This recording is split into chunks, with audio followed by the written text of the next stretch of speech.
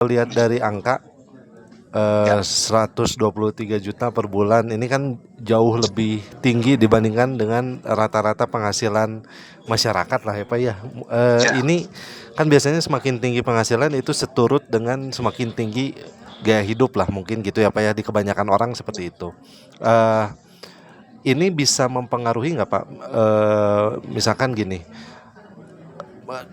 contoh paling kecil misalkan karena penghasilannya sedemikian besar lalu kemana-mana pakai mobil pribadi sehingga tidak tahu nih permasalahan transportasi umum yang ada di masyarakat, yang dirasakan masyarakat seperti apa gitu. Itu Ya. berpengaruh nggak sih Pak terhadap sensitivitas masalah yang ada di bawah gitu? Ya, harusnya tidak ya.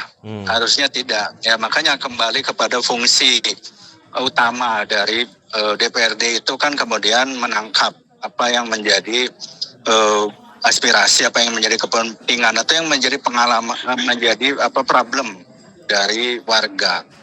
Nah, gaji atau apapun yang pendapatan harusnya tidak terkait dengan hal itu.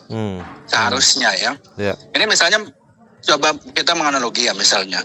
Kalau Akang cek misalnya gaji komisioner KPK itu juga tinggi itu, ketua, wakil ketua, setahu saya di atas 100 juta, hampir sama 120-an juta ya. Tapi kan kemudian publik tidak terlalu banyak memprotes ya rasanya ya. Karena mereka menilai kinerja KPK itu relatif baik. Oke. Jadi mereka menganggap itu sesuatu yang pantas. Nah, sebaliknya tadi dengan soal sensitivitas ya, bahwa walaupun komisioner KPK itu digaji tinggi, tapi kan mereka punya sensitivitas bahwa korupsi itu persoalan yang sangat sensitif ya, harus diselesaikan. Ini masalah penting. Nah, sehingga kemudian mereka menunjukkan ada concern gitu ya, bahkan melakukan kerja-kerja maksimal terhadap pemberantasan korupsi. Nah, kurang lebih analoginya seperti itu menurut saya. Jadi seharusnya dengan tunjangan yang sudah atau pendapat yang sudah lebih dari cukup itu, nah justru dia harus prioritas utamanya adalah apa yang menjadi kepentingan publik.